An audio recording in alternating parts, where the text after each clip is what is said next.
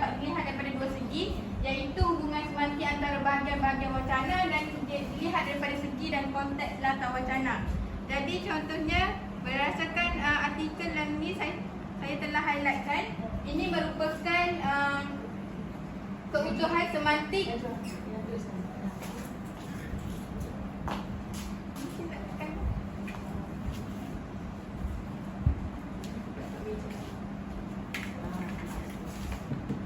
Okey. Di sini merupakan keutuhan semantik di antara sebab dan akibat. Sebab ia adalah sekolah vernacular ni merupakan sekolah yang menggunakan bahasa ibunda dalam pelaksanaan dan penyelidikan pembangunan. Jadi akibat daripada penggunaan bahasa ibunda di sekolah vernacular menyebabkan sekolah jenis Cina dan sekolah jenis Tamil ni kurang didedahkan dengan penggunaan bahasa Melayu. Jadi ini merupakan semantik sebab dan akibat. Jadi seterusnya adalah semantik di antara sebab dan hasil. Dan pihak sekolah ni telah mengadakan program membaca bacaan Melayu pada tempoh 15 minit. Itu merupakan sebab dan hasilnya jumlah kosakata bahasa Melayu murid di sekolah vernacular akan meningkat. Jadi sebab dia program, hasilnya jumlah kosakata. Dan seterusnya adalah sebab dan tujuan. Sekiranya bahasa Melayu digunakan sebagai pengantar di sekolah vernacular, jadi tujuan kerajaan gunakan bahasa Melayu sebagai bahasa pengantar di sekolah vernacular ni untuk melahirkan masyarakat Malaysia lepasan sekolah ni lebih fasih bertutur dalam bahasa kebangsaan. Seterusnya adalah fonologi. Dah. Boleh jelas. Saya sebut aspek ini lebih jelas. Kalau nak tanya boleh terus interact. Tak payah tunggu akhir. Okey. Keutuhan semantik dari segi konteks atau latar belakang wacana ni ada tiga. Persatuan tajuk atau topik. Lepas tu hubungan sosial antara penutur dan pendengar, dan last sekali laras bahasa yang bersesuaian. Iaitu kesesuaian tajuk atau topik ni, artikel ni menceritakan tentang penggunaan pengurangan bahasa Melayu dalam kalangan murid di sekolah vernacular. Ini menunjukkan betapa pentingnya bahasa Melayu sebagai bahasa komunikasi dan bahasa kebangsaan yang digunakan dalam sesuatu masyarakat. Yang kedua iaitu hubungan sosial antara penutur dan pendengar. Antara contohnya ialah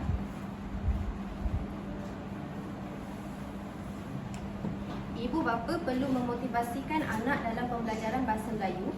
Contohnya ibu bapa ni sebagai penutur dan anak ni sebagai pendengar, iaitu ibu bapa ni perlu memberikan motivasi dan dorongan kepada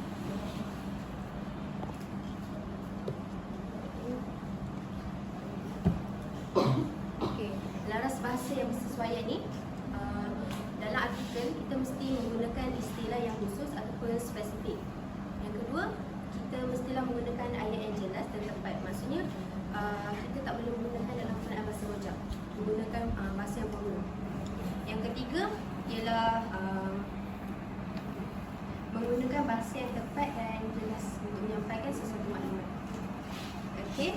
Keutuhan fonologi boleh dilihat dari segi hentian suara, nada suara dan intonasi suara. Intonasi juga dapat menghubungkan hubungan semantik di antara bahagian wacana. Intonasi juga digunakan sebagai penanda, pemisah frasa dan pembeza struktur ayat. Contohnya ada di ayat penyata dan ayat tanya. Di antara contoh di artikel ialah sejak akhir-akhir ini penggunaan bahasa Melayu standard makin berkurang dalam kalangan masyarakat, terutamanya di sekolah vernacular. Iaitu ini merupakan ayat penyata. Dan ayat tanya dia, adakah penggunaan bahasa Melayu standard makin berkurangan dalam kalangan masyarakat, terutamanya di sekolah vernacular. Yang kedua, ayat penyata, sekolah vernacular biasanya menggunakan bahasa ibunda. Antara ayat tanya dia, adakah sekolah vernacular menggunakan bahasa ibunda sebagai bahasa komunikasi? Yang ketiga, wacana tulisan, iaitu terdapat unsur-unsur seperti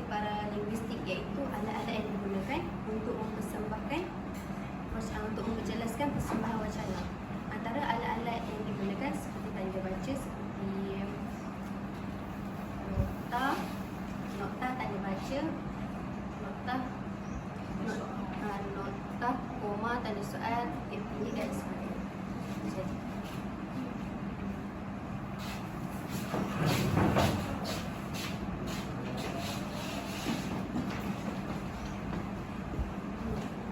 okey, baiklah, seterusnya saya akan menerangkan tentang keutamaan leksika.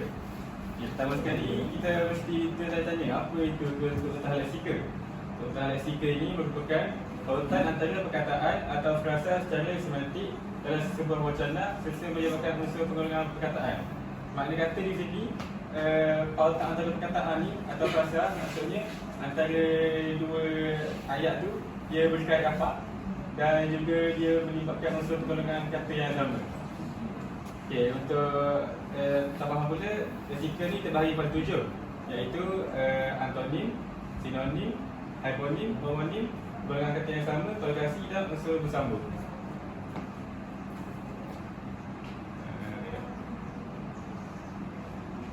Okey, jika kita tengok dalam slide ni, tologasi. Pihak sekolah boleh mengadakan program membaca bahan bacaan bahasa Melayu bagi tempoh 15 minit. Okey, kolokasi dia dekat sini. Seperti yang kita tahu, kolokasi ni dia maksudnya antara dua perkataan tu, satu-satu perkataan tu dia ada maksud yang tersendiri, tapi bila dia bergabung antara dua perkataan ni, dia membentuk satu maksud yang lain. Contohnya di sini ada program. Program kita tak tahu program benda. Program ni tak ada program. Betul membaca ni, membaca. Kita tak tahu membaca benda apa. Kita dekat KL sekarang. Kita tak tahu membaca apa. Okey. So, jadinya dekat sini kolokasi kita boleh nampak program membaca. Jadi kita tahu program membaca. Satu program baca. Okey. Itu kalau kasih, kolokasi. tempat dia tak ada. Tempat dia Sekolah lah. sekolah ni lah. Okey, sebenarnya okey. Hyponim.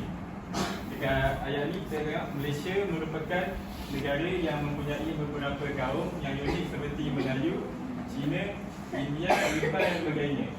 Hyponim ni macam kalau kita tengok kaum kat sini, ni macam umum. Lepas tu seperti Melayu, Cina, India, Jepun dan sebagainya ni dalam kaum ni. Dia berkait itu. Okey, sebenarnya pergolongan kata yang sama. Di ayat yang pertama ni kita dapat tengok oleh itu menerusi kaedah ini, murid daripada pelbagai kaum juga akan lebih didedahkan dengan bahasa Melayu melalui pengajaran dan pembelajaran. Oleh itu, jelaslah bahawa penggunaan bahasa Melayu sebagai bahasa pengantar mampu melestarikan penguasaan bahasa Melayu murid di sekolah vernakular. Penggunaan kata yang sama kat sini kita boleh tengok perkataan bahasa Melayu di ayat yang pertama dan perkataan bahasa Melayu di ayat yang kedua. Dia mengulangi perkataan tersebut. Sebenarnya unsur bersambung. Ayat ni berbunyi seperti slide itu. Ibu bapa boleh memotivasikan anak dengan cara membawanya ke perpustakaan dan menyediakan bahan rujukan untuk menyiapkan tugasan bahasa Melayu. Kesannya, anak akan bersemangat dan berminat dalam pembelajaran bahasa Melayu. Unsur bersambung ni macam dia ada sebab dia, lepas tu dia macam ada sebab, lepas tu kesan dia. Dekat sini kita boleh tengok sebab dia, ibu bapa memotivasikan anak dengan cara membawanya ke perpustakaan.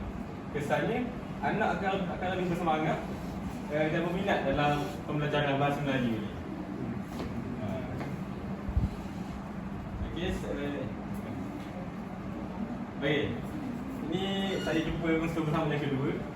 Selain itu, Persatuan Bahasa Melayu juga boleh menjemput tokoh bahasa Melayu untuk berkongsi pengetahuan yang lebih mendalam tentang bahasa dan menjawab segala persoalan murid.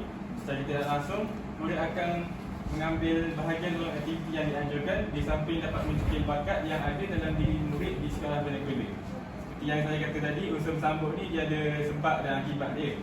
Okay, sebab dekat sini kita boleh tengok Persatuan Bahasa Melayu juga boleh menjemput tokoh bahasa Melayu untuk berkongsi pengetahuan. Dan akibat dia, murid akan mengambil bahagian dalam aktiviti yang dianjurkan. Sebab apa? Sebab dia akan tertarik dengan ilmu-ilmu pengetahuan yang dikongsikan oleh tokoh-tokoh bahasa yang dijemput itu. Terutamanya sekolah lah yang menjemput tokoh bahasa itu.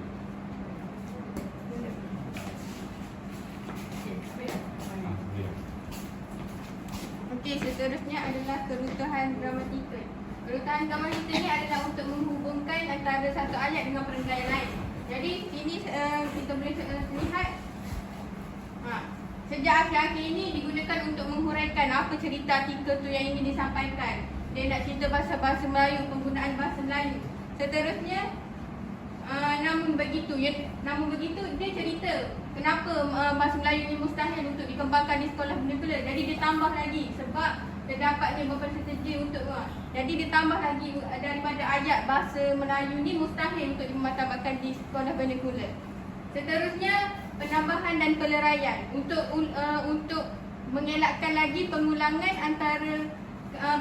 antara ayat. Ni. Kalau peleburan ni kurang didedahkan dengan penggunaan bahasa Melayu. Dia sambungan sini. Sekolah vernacular biasanya menggunakan bahasa ibunda dan menyebabkan kurang didedahkannya dengan penggunaan bahasa Melayu. Daripada lakukan peleburan ni, kita gabungkan jadi penggunaan bahasa ibunda di sekolah vernacular mengurangkan pendedahan murid terhadap bahasa Melayu. Faham? Seterusnya adalah penggantian. Bahasa kebangsaan mustahil dimartabatkan di sekolah vernacular. Daripada lakukan penggantian macam ni, kita tukar ayat tersebut menjadi penggunaan bahasa kebangsaan di sekolah vernacular sukar dimartabatkan. Yang tu pun sama gramatikal juga tu. Rentetan daripada keadaan tersebut. Okey, perkataan itu juga adalah gambaran gramatikal. Okey, sebab dalam banyak-banyak dia bagi contoh bagi saya yang sangat gramatik adalah yang tadi. Rentetan. Kan kita jarang guna perkataan ni kan. Itu yang dikatakan gramatikal. Lebih cerdas lah. Ada orang yang tak guna pun. Gramatis ni jarang belajar guna. Tapi ada seorang yang guna. Contoh yang ni, dia akan mencantikkan lagi bahasa dia. Sebenarnya untuk penerusan ayat saja. Tapi gramatiknya di situ sebab kan nampak lain sikit ya, rentetan daripada keadaan tersebut. Dia nak menyambungkan cerita daripada perenggan yang sebelum tu. Tapi dia nampak gramatikal. Okay? Tadi dia hujah banyak yang tu dia tak highlight dan padahal yang itu jelas sangat. Itu adalah rentetan daripada keadaan tersebut. Itu salah satu gramatikal yang sangat jelas. Dan kalau pelajar punya dalam karangan ke apa, dia sangat memberi impak ya, dalam penulisan akademik ke karangan ke, itu nampak dia cantik lah. Okay? Habis dah? Okay, terima kasih kumpulan kedua. Rupanya tajuk sama ke semua? Nanti akan bentang pun tajuk ni jugalah. Tak, artikel berlainan. Artikel berlainan.